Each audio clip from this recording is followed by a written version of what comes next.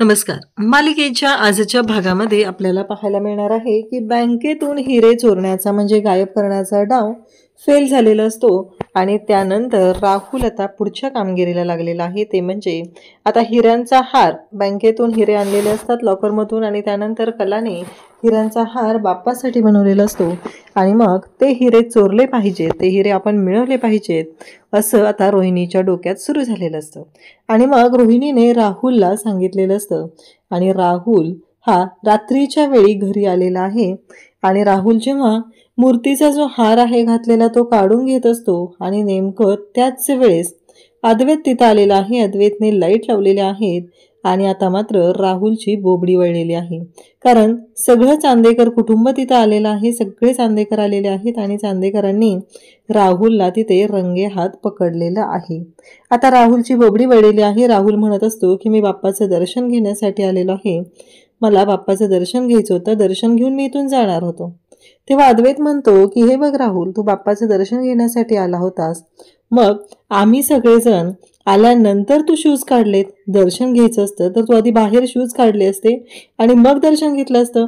त्याचबरोबर तू मूर्तीच्या मागे काय करत होता, असे अनेक प्रश्न आता अद्वैतने राहुलला विचारलेले आहेत आणि राहुलला मात्र त्याचं उत्तर देता येत नाही. राहुलची चांगलीच बोबडी वळलेली आहे. राहुलला कळायचं बंद झालेलं आहे.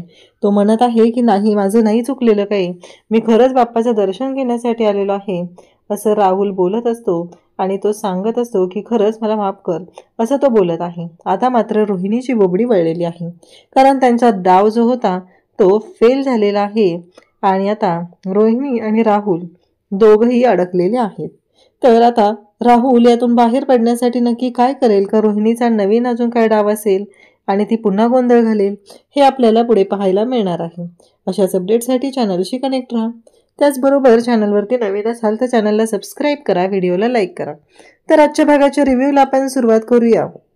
रोहिणी इकडे कासावीस झालेली असते, ती वाट बघत असते. ती म्हणत असते की नाही, अजूनपर्यंत कसं काय मला फोन आलेला नाही आहे राहुलचा, त्याचं काम तर व्यवस्थित होतंय ना, सगळं व्यवस्थित चालू आहे ना, नक्की काय झालं असेल, का फोन नाही आलेला, असे प्रश्न पडलेले असतात आणि रोहिणी मात्र म्हणत असते की नाही, माझा राहुलचा फोन झालाच पाहिजे. तेवढ्यात राहुलचा फोन येतो. रोहिणी मात्र वाट बघतच असते. राहुलचा फोन आल्यानंतर रोहिणी म्हणते की अरे राहुल, काय झालं. तेव्हा राहुल म्हणत असतो की मम्मा, आपला डाव फसलेला आहे, आपल्याला हिरे मिळालेले नाहीत. तेव्हा रोहिणी म्हणते ठीक आहे, बघूया आपण, कारण तो सांगू लागतो की मम्मा, तू जेव्हा सांगितलं त्या क्षणी मी तिथं पोहोचलो, पण माझ्या आधी तिथं कला आणि अद्वैत दोघंही गेलेले होते.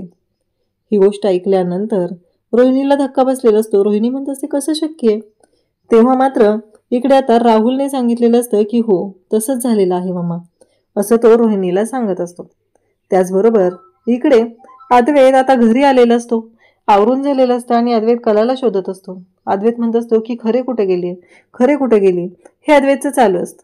परंतु तिथे रजनी येते. रजनीला तो विचारतो तेव्हा ती म्हणते नाही रे, माहिती मला पण ती दिसलेली नाहीये, ती नक्की कुठे गेली काय माहिती. आता सगळेजण तेच बोलत आहेत. आता मात्र इकडे अद्वैतला कळत नाहीये की नक्की खरेचं काय झालंय, अचानक खरे गेली कुठं, असे अनेक प्रश्न अद्वैतला पडलेले असतात आणि अद्वैत मात्र विचारत असतो. त्यासोबतच अद्वैतचं असं म्हणणं असतं की नक्की खरे कुठे गेली असेल, काय झालं असेल.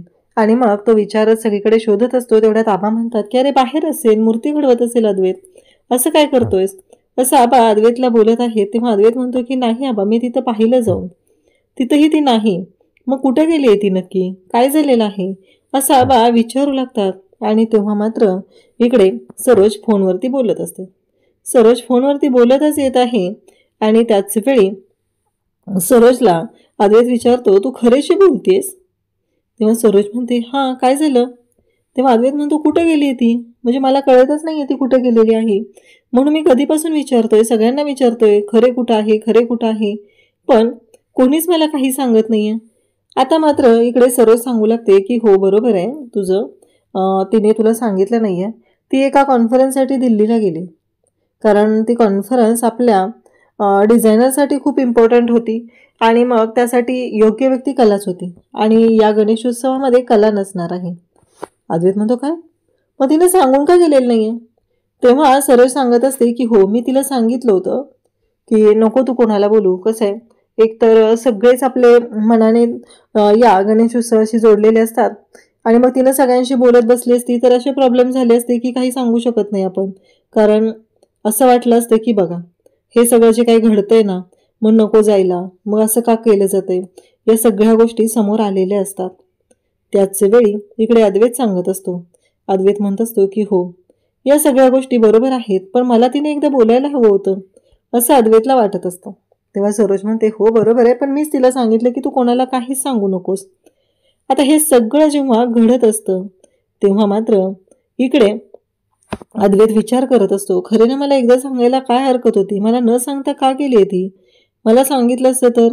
पण सरोजने स्पष्टपणे सांगितलेलं असतं की तिला तुझ्याशी बोलायचं होतं, त्यानंतरच ती जाणार होती.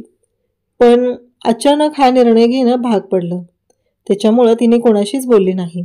मीच तिला सांगितलं कसं प्रत्येकाची मतं वेगवेगळी ठरतात आणि मग गोंधळ वाढत राहतो, मग जायचं की नाही या सगळ्या गोष्टी घडत राहतात. म्हणून माझंच असं म्हणणं होतं की नको, तू कोणालाच याबद्दल काहीच सांगू नको, असं आता सरोजने अद्वैतला सांगितलेलं असतं. तेव्हा मात्र इकडे अद्वैत म्हणतो की ठीक आहे. मग आबा म्हणतात की चला यावेळेस कला नाहीये ना, आपल्याला सगळ्यांना जोरदार तयारी करावी लागणार आहे. कारण जेव्हा कला असते तेव्हा ती उत्साहानं सगळ्या गोष्टी करत असते. आता आपल्यालाच कला नाही, त्यामुळं ह्या गोष्टी कराव्या लागणार आहेत, असं अद्वैतचं म्हणणं असतं, आबांचं म्हणणं असतं. आता आबांचं म्हणणं आहे, आबांनाही माहिती आहे की या गोष्टी करणं कलासाठी किती सोपं होतं. तर अद्वैत मात्र फोन हातात घेतो आणि विचार करू लागतो. त्याचबरोबर इकडे सरोज सुद्धा पाहत असते, पण रोहिणी तिथे येते. रोहिणी म्हणू लागते की हे योग्य आहे का, म्हणजे घरचा बाप्पा येणार आहे, घरचा एवढा मोठा सण आहे आणि कला अशी निघून गेली, हे योग्य आहे का. म्हणजे मला कळतच नाहीये की मग आता घरातलं कोण करणार आहे. तिला कळायला पाहिजे होतं ना, कॉन्फरन्स महत्वाची नाहीये आणि घरातली कामं महत्वाची आहेत, असं सगळं बोलणं मुद्दाम रोहिणी बोलत असते. तेव्हा मात्र सरोज स्पष्टपणे सांगते की हे बघ, कसं आहे माहितीये का रोहिणी, अगं कला ही कलाकार आहे, तिच्या हातामध्ये कला आहे आणि बाप्पा म्हणजे कलेची देवता आहे.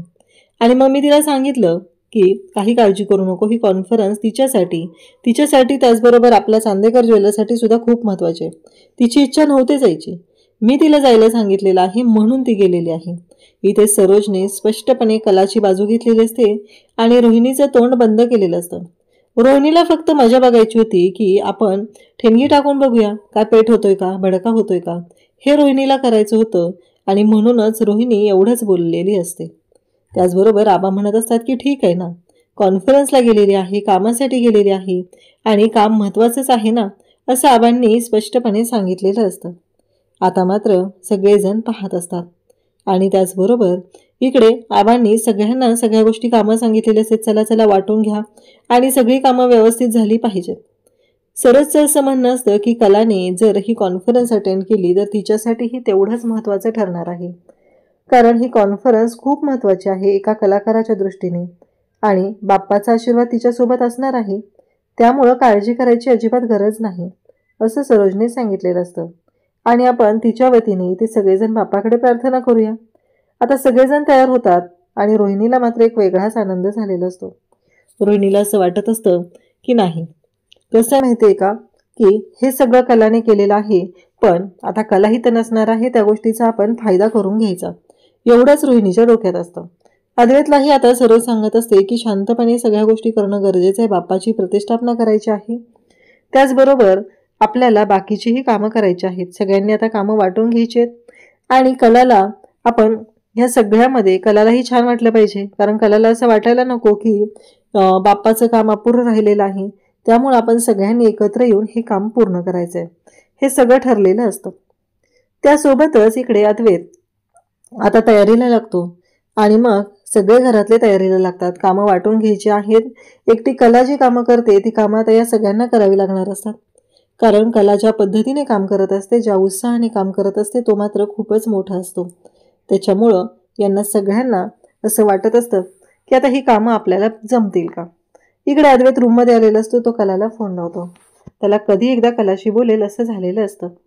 त्याचबरोबर त्याने कलाला फोन लावलेला असतो, तो कलाशी बोलत असतो आणि त्याचबरोबर कलाला सांगतही असतो की आत्ता माझं ऐकायचं आहे, आता तू काही खाल्लंय का सांग बरं, परत तुला त्रास होईल, जर तू काही खाल्लं नसशील तर तू पहिलं खाऊन घे आणि त्याचबरोबर नंतर बाकीच्या कामांचं बघ, तोपर्यंत काही करायचं नाही. दिल्लीत आहे तोपर्यंत जेव्हा जेव्हा कॅब बुक करशील तेव्हा मला आधी कळवायचं आणि त्यानंतर कॅब बुक करायची आहेस, कारण मला आधी लोकेशन शेअर करायचं. तुला माहीत नाही आहे ना दिल्लीतलं काय, मग ह्या सगळ्या गोष्टी मला कळल्या पाहिजेत, असं अद्वैत कलाला सांगत असतो आणि कलाशी बोलत असतो. तेव्हा मात्र इकडे कला म्हणत असते की हो चांदेकर. अद्वैत मात्र अति काळजी करत असतो, कलाला इन्स्ट्रक्शन देत असतो. त्याचं असं म्हणणं असतं की सगळ्या गोष्टी व्यवस्थित झाल्या पाहिजेत, म्हणूनच तो हे सगळं सांगत असतं. आणि त्याचबरोबर हे सगळं जेव्हा घडत आहे आणि त्याचबरोबर हे जेव्हा चालू आहे तेवढ्यात आबा तिथे येतात. आबा म्हणतात की अरे अद्वैत, म्हणजे मला काय करायचं आहे माहिती आहे का, की मला वाटतं की आपल्याला बाप्पाची मूर्ती आणावी लागेल ना रे दुसरी. तेव्हा अद्वैत म्हणतो काय झालं आबा. तेव्हा आबा म्हणतात की अरे कलाने मूर्ती बनवायला घेतली होती, परंतु ती मूर्तीचं काम जे आहे ना ते राहिलेलं आहे ना, पूर्ण नाही झालेलं, ते अर्धवट आहे. मग अर्धवट मूर्ती कोण पूर्ण करणार. अद्वैत म्हणतो की मी करेल अर्धवट मूर्ती पूर्ण, मी आहे ना, मी करेल, काही प्रॉब्लेम नाही येणार, असं अद्वैत सांगत असतो. तेव्हा आबा म्हणत असतात की खरंच जमेल तुला करायला. तेव्हा अद्वैत सांगतो की हो जमेल मला करायला, मी करेल ती मूर्ती पूर्ण, नका काळजी करू, असं अद्वैत आबांना सांगत असतो. त्यासोबतच इकडे आबा खुश होतात. आबा म्हणतात की कसं आहे, कलाने मूर्तीचं जे घेतलेलं काम आहे ते काम जोपर्यंत पूर्ण होत नाही आणि ते काम अद्वैत पूर्ण करणार, ही गोष्ट खरंच खूप मोठी आहे, असं इकडे आबा बोलत असतात. त्यासोबतच आबांना असं वाटत असतं काहीही झालं तरीही. आणि त्याचबरोबर जेव्हा हे सगळं चालू आहे तेव्हा मात्र अद्वैतला आठवत असतं कलासोबत त्यांनी हे जेव्हा घडत आहे तेव्हा मात्र कलाची आठवण येत आहे. अद्वैत आता मूर्ती घडवण्यासाठी आलेला आहे, त्याला त्या गोष्टी आठवत असतात. मागच्या वर्षी अद्वैत आणि कलाने दोघांनी एकत्र काम केलेलं होतं, कलाने त्याला कामाला लावलेलं होतं. अद्वैत म्हणतो की कोण आहे मी, मला जमेल ना. हां जमणारच, मी द ग्रेट अद्वैत चांदेकर आहे, त्यामुळं मला हे सगळं जमायलाच पाहिजे, असं इकडे अद्वैत बोलत असतो. आणि त्याचबरोबर अद्वैत म्हणत असतो की नाही, या सगळ्या गोष्टी मला अगदी व्यवस्थित पद्धतीने जमल्या पाहिजेत, अन्यथा अर्थ आहे का या सगळ्याला, असं अद्वैतचं म्हणणं असतं. त्यासोबतच इकडे पाहायला मिळतं ते म्हणजे अद्वैत आता मूर्ती बनवायला घेतो, म्हणजे थोडंसं कलर काम राहिलेलं असतं, ते काम त्याला पूर्ण करायचं असतं आणि म्हणूनच अद्वैतनं त्या कामाची सुरुवात केलेली असते. त्याचबरोबर इकडे अद्वैत आता ते काम पूर्ण करत असतो आणि त्याला कलाची आठवण येत असते. अगदी कला जशा पद्धतीने सांगायची तशा पद्धतीने तो काम करत असतो आणि तो स्वतःलाच म्हणत असतो की नाही मला जमायलाच पाहिजे, मी द ग्रेट अद्वैत चांदेकर आहे, असं बोलणं चाललेलं असतं. त्याचबरोबर इकडे पाहायला मिळतं की फायनली मूर्तीचं काम पूर्ण होतं. दुसऱ्या दिवशी सकाळी सगळेजण आता तयारीला लागलेले असतात. बाप्पाचं आगमन करायचं आहे, प्रतिष्ठापना करायची आहे, या सगळ्या गोष्टी सुरू झालेल्या असतात. आणि त्यासोबतच इकडे पाहायला मिळतं ते म्हणजे आबा म्हणत असतात की अरे अद्वैत, सोहम चला चला लवकर चला बरं, सगळेजण अंगणात चला, मूर्ती तर तयार झालेली आहे, परंतु ह्या सगळ्या ज्या गोष्टी आहेत त्या अपुऱ्या राहिल्यासारखं वाटत आहे ना, चला लवकर, असं म्हणत आता इकडे सगळेजण आता निघालेले असतात. आणि मग आबा म्हणतात की अनामिका तिथंच असते. आबांचं म्हणणं असतं की अनामिका कुठे गेली. अनामिका म्हणते की आहे आबा, मी इथेच आहे, असं म्हणत आता अनामिका सुद्धा आबांकडे आलेली असते. त्यासोबतच आता औक्षणाचं ताट घेतलेलं असतं सरोजने, सगळेजण बाहेर येतात. आबा म्हणतात की अद्वैत, तू या घरचा मोठा मुलगा आहेस ना, मग हे काम तुला करायचं आहे आणि त्याचबरोबर हे काम म्हणजे बाप्पाला आता घेऊन चल बरं आतमध्ये, असं म्हणत अद्वैत आता इकडे निघालेला असतो. तेव्हा आबा सोहमला सांगतात की सोहम तू हातभार लाव बरं त्याला. आणि मग दोघंजणही बाप्पाची मूर्ती घेऊन निघालेले आहेत. त्यासोबतच पाहायला मिळतं ते म्हणजे इकडे आबा खुश झालेले असतात. अद्वैतने मूर्ती घडवलेली आहे, कलाने आणि अद्वैत दोघांनी मिळून ते मूर्ती घडवलेली आहे आणि सगळी तयारी सुरू झालेली असते. मग सरोज त्याचबरोबर सगळेजण म्हणत असतात की खरंच खूप सुंदर आणि देखणी मूर्ती घडवलेली आहे. आणि मग आता बाप्पाची मूर्ती घेऊन दोघंही आतमध्ये येत असतात. तेव्हा सरोज औक्षण करते आणि म्हणते बाप्पा तुमचं घरामध्ये स्वागत आहे. सगळे खुश झालेले आहेत, सगळ्यांना आनंद तर झालेला असतोच, पण त्याचबरोबर उत्साहाचं वातावरण चांदेकरांच्या घरी असतं. बाप्पाचं आगमन जोरदार असं चाललेलं आहे आणि सगळ्यांना तेवढाच आनंद झालेला आहे। त्यासोबतच आता बाप्पाची पूजा करायची। बाप्पाची पूजा करण्याचा मान हा अद्वैतचा असतो आणि अद्वैत मात्र तो आनंदाने स्वीकारतो। अद्वैतला वाटत असतं की मागच्या वर्षी कला होती, मी कलासोबत बाप्पाची पूजा केलेली होती, मला अजिबात इच्छा नव्हती, परंतु आत्ता कला नसताना मी पूजा करत आहे तर मला तिची उणीव जाणवत आहे असं अद्वैत म्हणत असतो। त्याचबरोबर अद्वैत सांगत असतो की आबा, हा हार म्हणजे जे हिरे आणलेले होते त्याचा हार खरेने बनवून ठेवलेला आहे, तो हार आपण बाप्पाला घालूया। तेव्हा आबा म्हणतात की हो चालेल, अगदी काहीच म्हणणं नाही आहे, अगदी प्रॉब्लेम नाही आहे, घालूया आपण, अशा पद्धतीने सांगितलेलं असतं। अद्वैत खुश आहे, घरातलं वातावरण सगळं खुश आहे। आबा म्हणत असतात की हो। अद्वैत म्हणत असतो की आता खरे इथं नाही आहे, पण खरेची उणीव आपल्याला जाणवू नये ही गोष्ट मात्र तेवढीच महत्त्वाची आहे। म्हणजे खरेने बनवलेला हा हार आपल्यासोबत आहे, त्याच्यामुळं आपल्याला तिची उणीव कधीच जाणवणार नाही, इकडे अद्वैत असं सांगत असतो।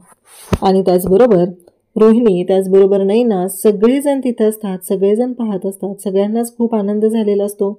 आणि त्यासोबतच अद्वैत, आबा सगळेजण आहेत, पूजेला तयारी सुरू झालेली आहे। रोहिणीला मात्र या सगळ्या गोष्टींचा राग येत असतो। रोहिणीला ही गोष्ट काही पटत नसते।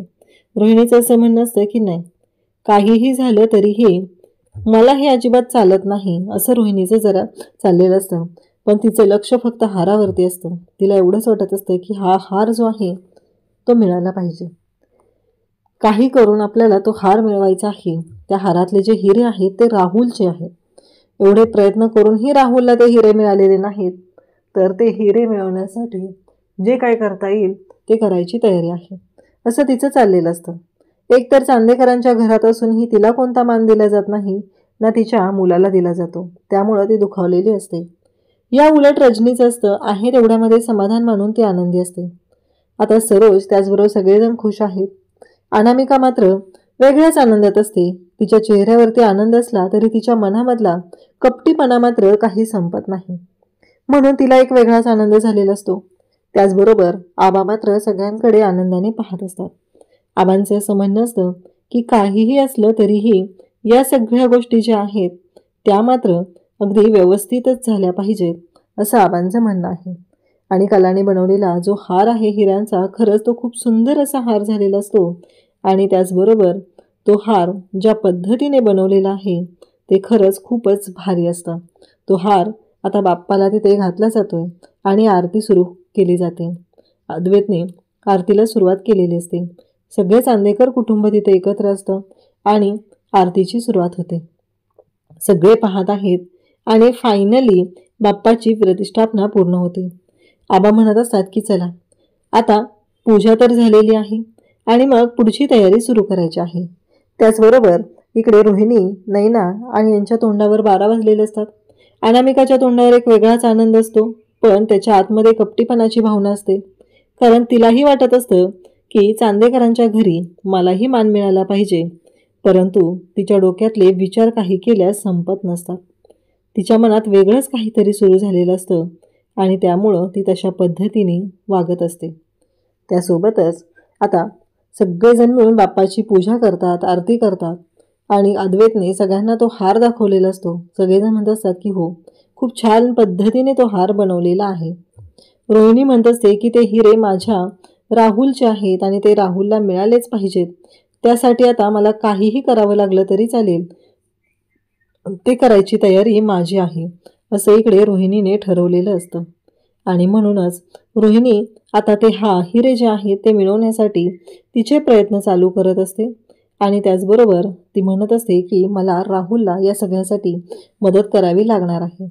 एवढं सगळं होऊन पण जर राहुलच्या मनासारख्या गोष्टी घडणार नसतील तर मला विचार करावा लागणार आहे असं रोहिणीचं चाललेलं असतं। त्याचबरोबर इकडे पाहायला मिळतं ते म्हणजे उद्याच्या भागामध्ये राहुल आता हिरे चोरण्यासाठी चांदेकरांच्या घरी आलेला आहे। आणि जेव्हा राहुल चांदेकरांच्या घरी आलेला असतो आणि तेव्हा मात्र तो हिरे चोरायला लागलेला असतो, तो हार घेत असतो आणि नेमका अद्वैत तिथे येतो। अद्वैत लाईट ऑन करतो आणि राहुलला रंगे हात पकडतो। राहुलला रंगेहात तर पकडलेलं असतं, पण त्याचबरोबर इकडे पाहायला मिळतं राहुलला अद्वैत विचारत असं तू काय करतोय ते. राहुल मात्र म्हणू लागतो की मी बाप्पाची शपथ घेऊन सांगतोय मी दर्शनासाठी आलेलो. म्हणजे आता इथे देवाची शपथ सुद्धा हा खोटं घेत आहे. ह्याला जराही काही वाटत नाहीये. तेव्हा अद्वैत म्हणतो की हो का, मग मला एक साधी गोष्ट सांग, तू बाप्पाचं दर्शन घ्यायसाठी आलेला तर आम्हाला बघितल्यानंतर शूज का काढले, आधी का शूज काढलेले नव्हते? तुला बाप्पाचं दर्शन घ्यायचं होतं तर तू मागच्या बाजूला काय करत होतास? म्हणजे तुला असं काय वाटलं की तू त्या बाजूला गेलं पाहिजे? बाप्पाचं दर्शन तर पुढून घ्यायचं होतं ना. आता हार चोरताना राहुलला पकडलेला आहे आणि राहुल वेगवेगळी कारणं देऊन स्वतःचे वेगळेच नखरे सुरू केलेले आहेत आणि तो अशा पद्धतीने वागत आहे. त्याचं असं म्हणणं आहे की काहीही झालं तरीही आपण खोटं बोलून का होईना ही गोष्ट आत्ताची जी आहे तिथून टाळली पाहिजे, एवढंच त्याच्या डोक्यात चाललेलं आहे. राहुल मात्र हातापाया पडायला लागतो आणि आता मात्र रोहिणीची वाट लागलेली असते. रोहिणीला कळायचं बंद झालेलं असतं, कारण राहुल आता पकडला गेलेला आहे तर त्याला वाचवायचं कसं हा विचार रोहिणी करत आहे. तर आता रोहिणी नक्की काय शक्कल लढवेल राहुलला या सगळ्यातून बाहेर काढण्यासाठी, हे आपल्याला पुढे पाहायला मिळणार आहे. अशाच अपडेटसाठी चॅनलशी कनेक्ट राहा. थँक्यू.